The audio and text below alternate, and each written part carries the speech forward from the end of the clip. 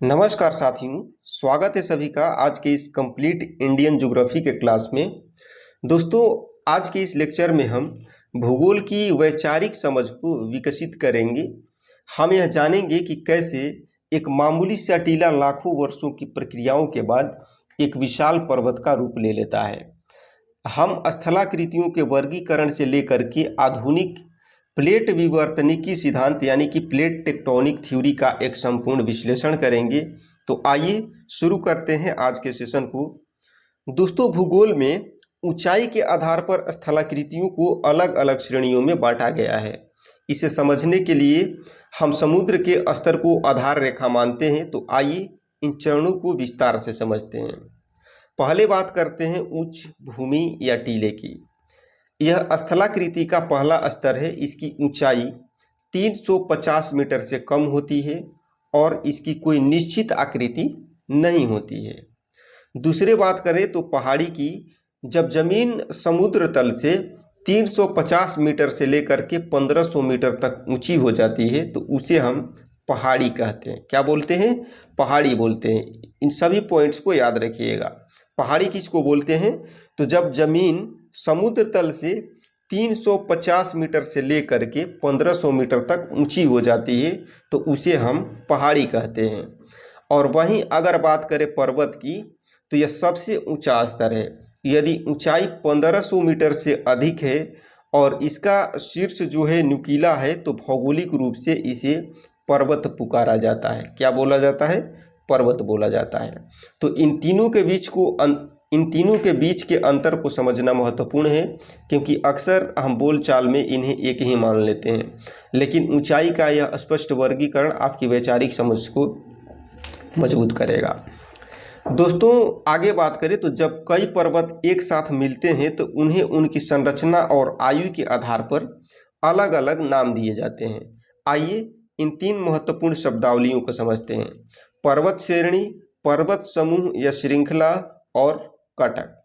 तो दोस्तों, बात करें पर्वत श्रेणी की, तो यह समान आयु की पहाड़ियों या पर्वतों का एक समूह होता है। उदाहरण के लिए हिमालय की एक विशेष श्रेणी एक ही कालखंड में बनी होती है। अब बात करें पर्वत समूह या श्रृंखला की, तो जब पर्वतों का एक बहुत बड़ा और विस्तृत समूह मिलता है जो लंबाई में फैला हुआ हो, उसे माउंटेन चेन कहते हैं, यानी कि पर्वत समूह या पर्वत श्रृंखला कहते हैं। और आगे बात करें कटक या रिज की, तो यह शब्द जो है समुद्र विज्ञान में भी बहुत महत्वपूर्ण है। पानी के भीतर डूबे हुए पर्वतों को कटक कहा जाता है। क्या कहा जाता है? कटक कहा जाता है। यानी कि वैसे पर्वत जो पानी के भीतर डूबे हुए हों उन्हें कटक कहा जाता है। ये समुद्र के भीतर लंबी जंजीरों की तरह जो है फैले होते हैं। तो इन तकनीकी शब्दों का सही उपयोग परीक्षाओं में सीधे तौर पर पूछा जाता है, तो इसलिए इनके अंतर को ध्यान से नोट कर लीजिएगा। आगे बात करते हैं। दोस्तों, पर्वत निर्माण की प्रक्रिया को ओरोजेनेसिस कहा जाता है। क्या कहा जाता है? ओरोजेनेसिस। पर्वतों के निर्माण की जो प्रक्रिया है इसको बोला जाता है ओरोजेनेसिस। यह कोई बाहरी घटना नहीं है, बल्कि पृथ्वी के भीतर से संचालित होने वाली एक अंतर्जात प्रक्रिया है। पृथ्वी की सतह से लगभग 100 से 400 किलोमीटर नीचे का एक क्षेत्र होता है जिसे स्थेनोस्फीयर कहा जाता है। क्या बोला जाता है? स्थेनोस्फीयर या फिर दुर्बलता मंडल कहते हैं। और ये दुर्बलता मंडल जो है कहाँ पे होता है? तो पृथ्वी की सतह से लगभग 100 से 400 किलोमीटर नीचे क्षेत्र में होता है। यहाँ पर रेडियोधर्मी पदार्थों की वजह से अत्यधिक तापमान और दबाव होता है। बहुत अत्यधिक तापमान होता है जिसके चलते से बहुत अधिक दबाव होता है, जो धातुओं और गैसों को पिघला करके मैग्मा का निर्माण कर लेता है। और यही फैलता हुआ मैग्मा पृथ्वी की ऊपरी परत यानी कि लिथोस्फीयर पर दबाव डालता है और पर्वतों के निर्माण के लिए ऊर्जा प्रदान करता है। सरल शब्दों में कहें तो स्थेनोस्फीयर ही वह इंजन है जो ऊपर पर्वतों को जन्म देता है। दोस्तों, पर्वतों का आकार और प्रकार इस बात पर निर्भर करता है कि पृथ्वी की प्लेटें किस दिशा में गति कर रही हैं। यह मुख्य रूप से दो तरह की गतियाँ होती है। यहाँ पे ध्यान दीजिएगा, मैंने अभी जो बोला इस बात को बहुत अच्छे तरीके से ध्यान दीजिएगा कि पर्वतों का आकार जो होता है आकार और प्रकार इस बात पर निर्भर करता है कि पृथ्वी की जो प्लेटें हैं किस दिशा में गति कर रही हैं। और प्लेटों की गति जो है यहाँ पर मुख्य रूप से दो तरह की गतियाँ होती है। पहला होता है प्लेटों का टकराव और दूसरा होता है प्लेटों का दूर हटना। ठीक है, तो प्लेटों के अगर टकराव की बात करें तो जब दो प्लेटें एक दूसरे की ओर बढ़ती हैं तो उनके बीच संपीडनात्मक बल पैदा होता है। क्या होता है? संपीडनात्मक बल पैदा होता है। इससे चट्टानों में वलन या मोड़ पड़ जाते हैं, जिससे मोड़दार पर्वतों का निर्माण होता है। जब दो प्लेटें टकराती हैं तो उनके बीच कैसा बल लगता है, कैसा बल पैदा होता है?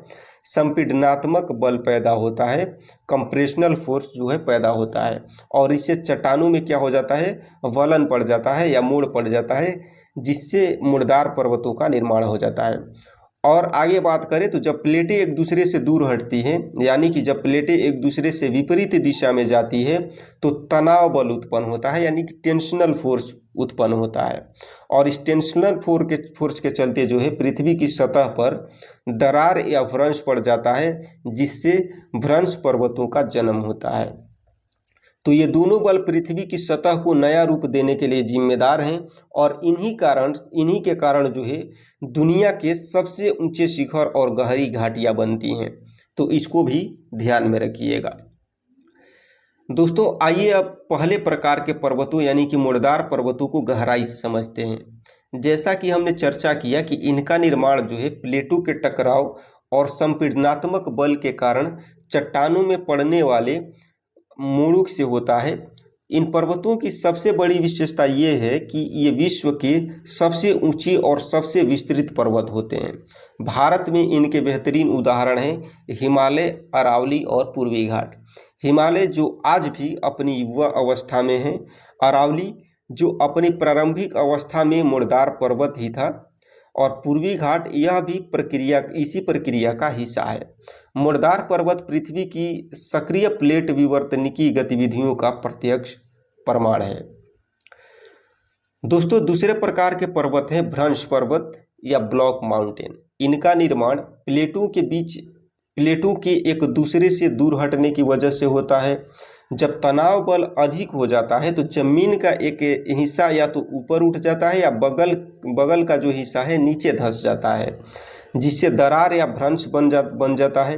भारत के संदर्भ में विंध्याचल और सतपुड़ा पर्वतमाला जो है इसके सबसे सटीक उदाहरण हैं।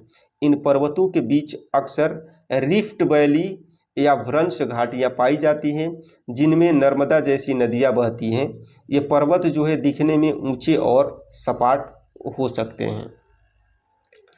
दोस्तों अवशिष्ट पर्वत जो है असल में पर्वतों की वृद्धावस्था को दर्शाते हैं। समय के साथ हवा, पानी और बर्फ जैसे बाह्य कारकों के द्वारा लगातार होने वाले अपरदन के कारण जो है पर्वतों की ऊंचाई धीरे धीरे घटती जाती है। वर्तमान समय में भारत का अरावली और विंध्याचल इसी अवस्था के उदाहरण हैं। यहाँ एक रोचक तथ्य याद रखना जरूरी है कि निर्माण के समय अरावली एक मुड़दार पर्वत था और विंध्याचल एक भ्रंश पर्वत था, लेकिन आज लाखों वर्षों के अपरदन के बाद वे अवशिष्ट पर्वत कहलाते हैं। यह प्रकृति के चक्र को दर्शाता है कि कैसे गगनचुंबी शिखर भी समय के साथ घिस करके छोटे रह जाते हैं। दोस्तों रिवीजन के लिए आइए एक इस तुलनात्मक तालिका पर गौर करते हैं जो सब कुछ स्पष्ट कर देगी। पर्वतों के प्रकार एक कॉलम में है पर्वतों के प्रकार, दूसरा है उनके निर्माण के कारण, तीसरा है कार्यरत बल यानी कि उनके बीच कैसा बल लगता है, और अगला है प्रमुख उदाहरण। तो मुड़दार पर्वत की बात करें तो मुड़दार पर्वत जो है ये प्लेटों के टकराव से बनते हैं, और जब प्लेटें टकराती हैं तो इनके बीच कैसा बल लगता है, तो इनके बीच लगता है संपीडनात्मक बल। और ऐसे पर्वतों के प्रमुख उदाहरण की बात करें तो ऐसे पर्वतों में कौन कौन से पर्वत आते हैं, तो जैसे कि हिमालय और पूर्वी घाट। वहीं भ्रंश पर्वत की बात करें तो भ्रंश पर्वत जो है ये प्लेटों के दूर हटने से बनते हैं, यानी कि प्लेटों के डाइवर्जेंट से बनते हैं। और जब प्लेटें दूर हटती हैं तो उनके बीच कैसा फोर्स लगता है, तो उनके बीच फोर्स लगता है तनाव बल। और इसका सबसे अच्छा उदाहरण है सतपुड़ा। और अवशिष्ट पर्वतों की बात करें तो इनके निर्माण का कारण है पुरानी अवस्था या फिर अपरदन। यानी कि इन पे कौन सा बल कार्यरत है, तो इन पे बाह्य अपरदन होता है और इनके प्रमुख उदाहरण हो जाएंगे अरावली, विंध्याचल, अरावली और विंध्याचल। तो दोस्तों ये तालिका जो है आपकी तैयारी के लिए एक मास्टर की साबित होगी, तो इसके नोट कर ले या फिर स्क्रीनशॉट जरूर ले ले। दोस्तों अब हम भारत के गौरव हिमालय पर्वतमाला का विस्तार से अध्ययन करेंगे। हिमालय विश्व का सबसे ऊंचा और सबसे युवा मोड़दार पर्वत है। इसका विस्तार जो है पश्चिम में जम्मू कश्मीर से लेकर के पूर्व में अरुणाचल प्रदेश तक फैला है। कहाँ से कहाँ तक? पश्चिम में जम्मू कश्मीर से पूर्व में अरुणाचल प्रदेश तक। और इसकी कुल लंबाई जो है लगभग 2500 किलोमीटर है। कितना? इसकी कुल लंबाई लगभग 2500 किलोमीटर है। और भौगोलिक सीमाओं की बात करें तो यह सिंधु नदी और ब्रह्मपुत्र नदी के बीच एक विशाल चाप की तरह खड़ा है। ठीक है, किन के बीच, किन किन नदियों के बीच में है? तो सिंधु नदी और ब्रह्मपुत्र नदियों के बीच। हिमालय केवल एक पर्वत नहीं है बल्कि यह भारत की जलवायु और सुरक्षा का रक्षक भी है। इसकी ऊंचाई आज भी प्लेटों के दबाव के कारण बढ़ रही है। दोस्तों हिमालय बना कैसे, इसको समझने के लिए पहला प्रमुख सिद्धांत है कोबर का भूसन्नति सिद्धांत। कौन सा? कोबर का भूसन्नति सिद्धांत। कोबर के अनुसार जहां आज हिमालय खड़ा है वहां करोड़ों साल पहले टेथिस सागर हुआ करता था और इस सागर में नदियों के द्वारा लाए गए अवसादों का जमाव होता गया जो बाद में कठोर चट्टानों में बदल गए। फिर दोनों तरफ की जमीनी परतों के दबाव के कारण यही अवसाद ये अवसाद जो है मुड़ करके ऊपर की ओर उठ गए और हिमालय का जन्म हुआ। कोबर ने टेथिस सागर को पर्वतों का पालना कहा था, तो इसको ध्यान रखिएगा। लेकिन हिमालय निर्माण की सबसे सटीक व्याख्या जो है हैरी हर्श के प्लेट विवर्तनिक सिद्धांत के द्वारा की जाती है। किसके द्वारा? प्लेट विवर्तनिकी सिद्धांत के द्वारा की जाती है। और प्लेट विवर्तनिकी सिद्धांत दिया किसने, यानी कि प्लेट टेक्टोनिक थ्योरी जो है किसने दिया? तो ये दिया हैरी हेस ने। तो हैरी हेस के अनुसार जो है अगर बात करें तो लगभग 55 मिलियन वर्ष पूर्व भारतीय प्लेट जो है तेजी से उत्तर की ओर बढ़ते हुए यूरेशियन प्लेट से टकराई। इस भारी टकराव से जो है, इस भारी टकराव की वजह से टेथिस सागर के मलबे में जोरदार वलन पड़े और महान हिमालय की उत्पत्ति हुई। यह प्रक्रिया आज भी जारी है, इसलिए हिमालय को एक सक्रिय पर्वत माना जाता है।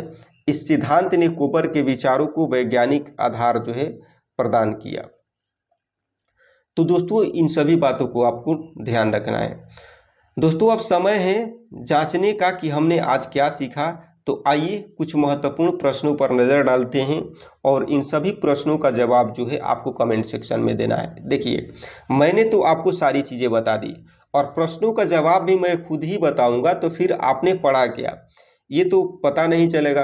मैं ही प्रश्न भी बनाऊं, मैं ही भी प्रश्न भी दूं और मैं ही उसका उत्तर भी बताऊं, ऐसा होने वाला है नहीं। इन सभी प्रश्नों का जवाब जो है आप कमेंट सेक्शन में दीजिएगा, मैं पढ़ के सुना देता हूं। ठीक है, इन सभी प्रश्नों का जवाब जो है आपके इसी सेशन में छुपे हुए हैं, यानी कि जितनी भी चीज़ें मैंने पढ़ाई है उसी से रिलेटेड प्रश्न होंगे। एक भी प्रश्न एक्स्ट्रा ऐसा नहीं होगा जो मुझे बताने की ज़रूरत होगी।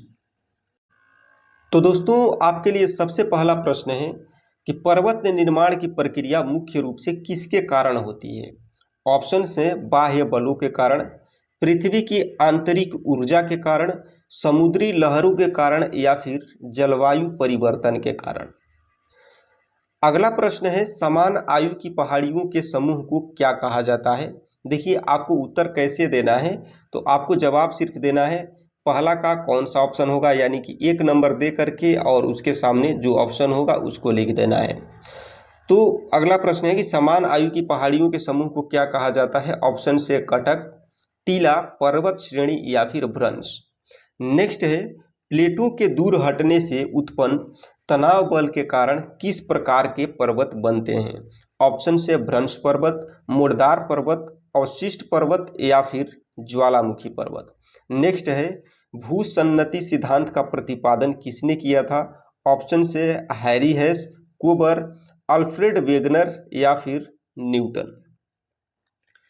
नेक्स्ट प्रश्न है, हिमालय पर्वतमाला का विस्तार किन दो प्रमुख नदियों के बीच माना जाता है?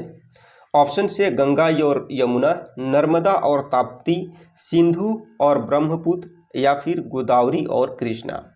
अगले प्रश्न की बात करें तो वर्तमान समय में अरावली पर्वत किस अवस्था का सटीक उदाहरण है? ऑप्शन से युवा मुर्दार पर्वत, भ्रंश पर्वत, अवशिष्ट पर्वत या फिर कटक। नेक्स्ट है, प्लेट विवर्तनिक सिद्धांत के अनुसार हिमालय का निर्माण किन दो प्लेटों के टकराव से हुआ है? ऑप्शन से इंडो ऑस्ट्रेलियन और पैसिफिक, अफ्रीकन और यूरेशियन, भारतीय और यूरेशियन या फिर उत्तरी अमेरिकी और प्रशांत। अगले प्रश्न की बात करें तो पृथ्वी की सतह से 100 से 400 किलोमीटर नीचे स्थित दुर्बलता मंडल जहां मैग्मा बनता है, इसको क्या कहा जाता है? ऑप्शन से लिथोस्फीयर, स्टेनोस्फीयर, मेसोस्फीयर या फिर आउटकोर। और अगला प्रश्न है कि पानी में डूबे हुए पर्वतों को भौगोलिक भाषा में क्या कहा जाता है? ऑप्शन से कटक, टीला, भ्रंश या फिर पठार। और आज के अगले और आखिरी प्रश्न की बात करें तो हिमालय पर्वत के निर्माण से पूर्व उस स्थान पर कौन सा सागर स्थित था? ऑप्शन से भूमध्य सागर, अरब सागर, लाल सागर या फिर टेथिस सागर। तो दोस्तों, ये था आज का संपूर्ण क्लास। उम्मीद करता हूँ कि सारी बातें आप बहुत अच्छे तरीके से समझ गए होंगे और सारे प्रश्नों का जवाब भी आपने बहुत अच्छे तरीके से और बहुत आसानी से दे लिया होगा। ठीक है, तो मिलेंगे इससे आगे के सेशन में अगले चैप्टर के साथ। तो इन प्रश्नों का अभ्यास करें और यदि कोई संदेह हो तो वीडियो को दोबारा देखें। आशा है कि यह लेक्चर आपके लिए अत्यंत उपयोगी साबित होगा। पढ़ते रहिए, बढ़ते रहिए। मिलते हैं नेक्स्ट सेशन में, तब तक के लिए सभी को जय हिंद।